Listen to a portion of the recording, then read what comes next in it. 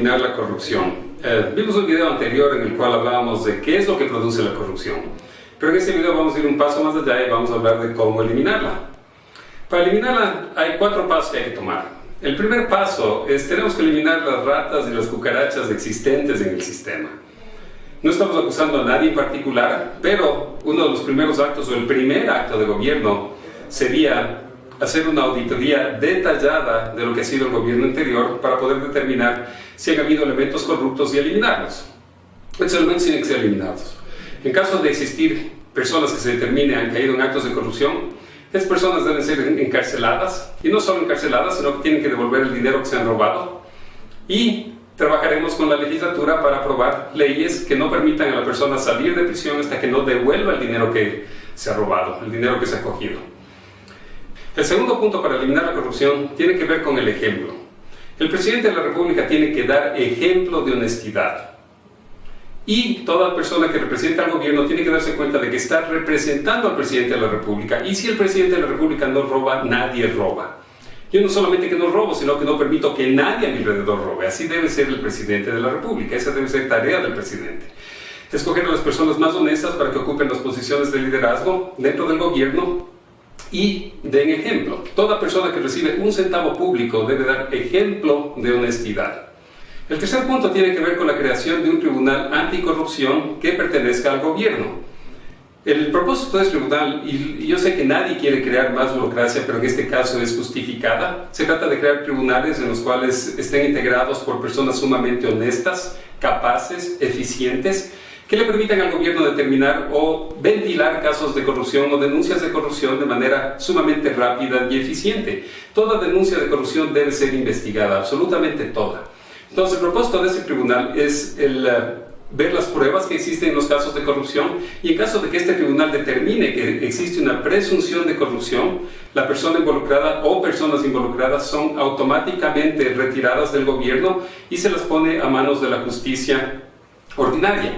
La creación de este tribunal tiene que ver con el hecho de facilitar la justicia, hacer que llegue justicia o se retire a la persona que se determine envuelta en corrupción, retirarla inmediatamente del gobierno, hasta que la justicia normal o la justicia ordinaria tenga tiempo de ventilar estos casos y determine su inocencia o culpabilidad.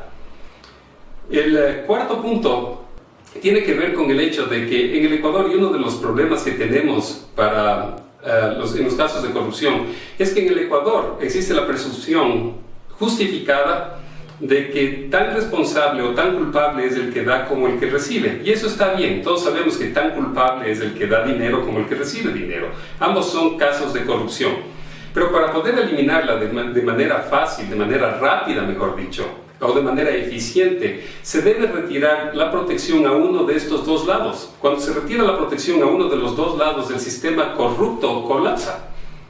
El sistema corrupto colapsa. Entonces lo que se hace es cuando existe una presunción de corrupción, se habla con los dos lados y se dice, ok, el primero que cante, el primero que hable, se le da inmunidad.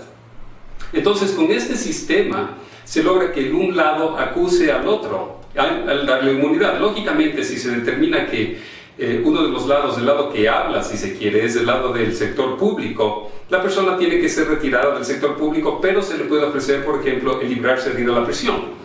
Entonces, al quitar la protección de uno de los dos lados, nuevamente el sistema colapsa y la corrupción cae. Estos son 4 pasos fáciles, rápidos, que pueden ser implementados desde el primer día prácticamente de gobierno y que llevarían a una reducción significativa de la corrupción, en la cual los casos de corrupción dejen de ser la norma, como desafortunadamente sucede en la actualidad, y esto no es algo que ha sucedido solo en este gobierno, sino que lo cargamos de muchos gobiernos anteriores, para pasar a ser la excepción, casos muy aislados. Entonces, es así como vamos a eliminar la corrupción. Muchas gracias.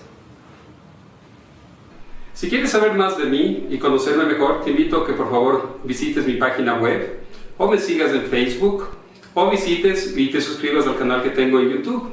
De esta manera podrás darte cuenta de cómo vamos a solucionar los problemas graves que nos aquejan a todos como país. Te agradezco mucho y, como siempre, un fuerte abrazo para todos ustedes.